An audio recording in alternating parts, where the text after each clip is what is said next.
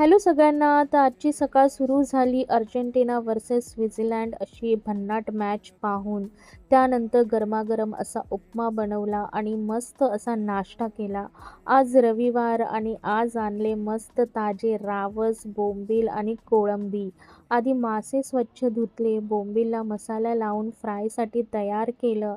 रावससाठी मस्त अशी मसालेदार ग्रेव्ही बनवली. त्यासाठी ओलं खोबरं, आलं, लसूण, कोथिंबीर, थोडंसं जिरं घालून ताजा मसाला वाटून घेतला आणि मग ग्रेव्ही तयार केली आणि त्यात रावसचे तुकडे अलगद सोडले. ग्रेव्ही इतकी छान झालेली ना आणि मी खूप दिवसांनी मासे खाल्ले आणि मनापासून जेवणाचा आनंद घेतला. संध्याकाळी गेलो आम्ही वाया बॉम्बे ह्या रेस्टॉरंटमध्ये. एका रिटायरमेंट फेअरवेलसाठी गेलो.